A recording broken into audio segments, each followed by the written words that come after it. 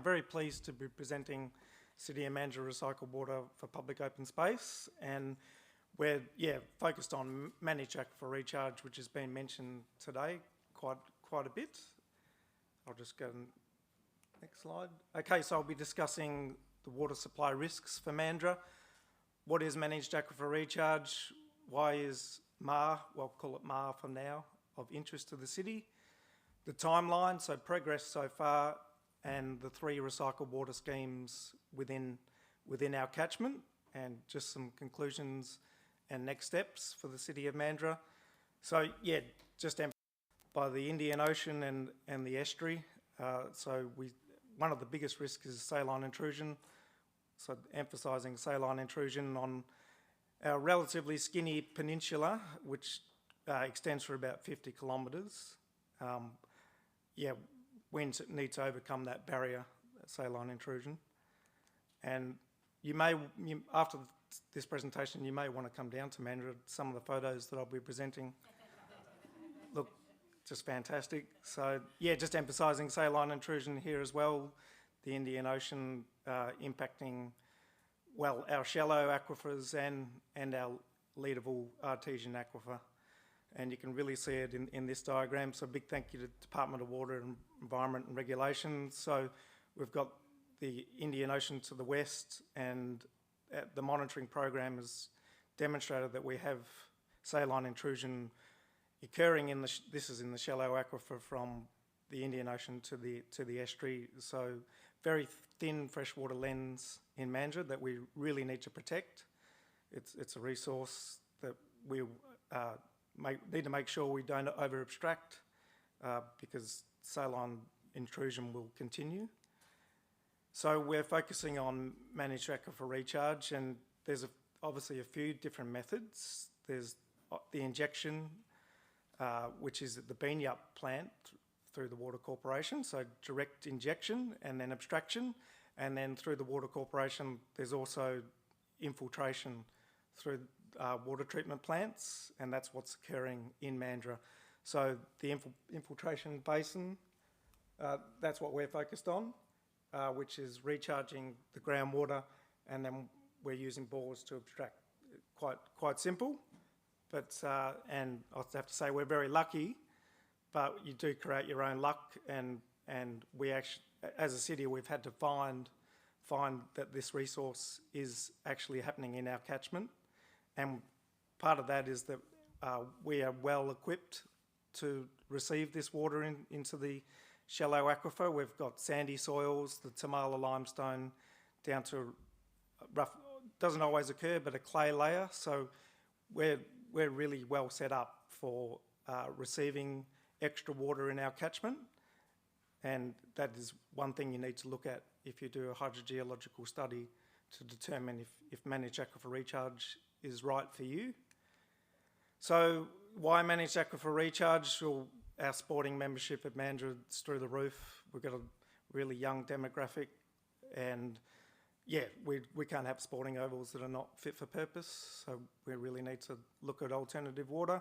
Also for the environment, so groundwater dependent ecosystems, I mentioned the low rainfall, so if we can continue to recharge the aquifer and with support from the Water Corporation, then we can have parks that look like seascapes in Horsehead, and instead of this hospitable park that we'd like to avoid.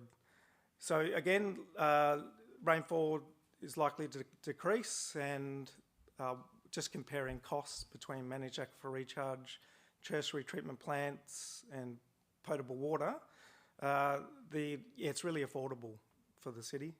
So again, very lucky to acknowledge that. So this is a capital cost. So I'll go into what we've built, but this is a capital and operating cost, 78 cents per kilolitre, and that just increases due to inflation, electricity costs, etc. So yeah, just as an example, to take 2.7 gigalitres in the future through Mandurah to support our green space, you're looking at $7 million for potable, so it's not an option. Council won't accept those type of figures, as opposed to to 2 million, but again, that's capital, and it's a lot cheaper when the infrastructure's already been built. And I'm happy to discuss that during lunch. So this is not new. Managed Aquifer Recharge been going at Mandurah since 1999. So the Horsehead pilot plant, developed by CSIRO, Simon Toes, really championed the Horsehead pilot plant, supplying 1.85 hectares, 40,000 kilolitres. And then 2008, we looked at the Gordon Road through just a preliminary hydrogeological study, and that supported 7.5 hectares, a really significant sporting oval. 2014, Ocean Road. Ocean Road wouldn't have happened. It's another sporting oval if we didn't secure the water supply through Managed Aquifer Recharge. And 2017 to 2020, Horsehead, we expanded on that pilot plant and now supplying additional public open space and sporting ovals. And today, Gordon Road, that's been our most extensive hydrogeological study, and we're now supporting 25 hectares. So these are the 3 treatment plants owned and operated by Water Corporation, but they continually infiltrate groundwater into our catchment, as I said, our relatively skinny peninsula receiving water daily. It's happening right now. It doesn't just occasionally happen. This water is entering our catchment consistently. So 4 gigalitres of Gordon Road, about 1.5 gig for Horsehead, and 1 gig down at Cattedup. So I'll just go into the North Mandurah hydrogeological recharge. There's approximately 4 gigalitres, and in the future there could be 7 gigalitres. As I said, our catchment's growing significantly, and a lot of residents are turning up. So a lot of treated wastewater to still occur within the Gordon Road treatment plant and also enter our catchment. So you can see all the dotted POS within the catchment. So there's a significant amount of POS and current and future sporting ovals. They're the orange highlighted areas, the current and future sporting ovals. Just to emphasise just how much 4 gigalitres is, so the current infiltration. So yes, it's convenient. The Optus Stadium can pretty much support 1 gigalitre if it was filled up based on those measurements. So yeah, hopefully you can get that picture of that's how much is entering our North Mandurah catchment. And we essentially would like to and can be taking half that, 2 gigalitres, to support North Mandurah. So yeah, there's 2 gigalitres still going to our environment and 2 gigalitres going to our public open space. So yeah, we drilled many monitoring bores throughout the catchment. You can see them underneath the treatment plant. And this, what I call the green area, that's the freshwater lens within North Mandurah.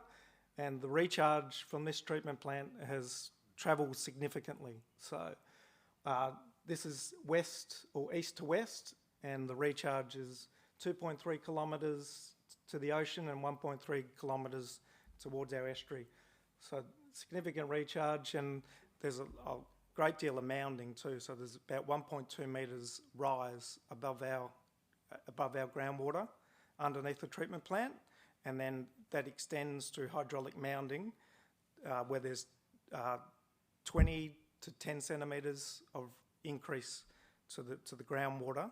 So without rainfall, this is supporting our water supply. And then this is north to south, the amount of recharge, so that you can tell that most of the flow in the northern catchments east to west, with the freshwater lens being not as thick north to south, but still significant. So 10 metres of freshwater is still significant.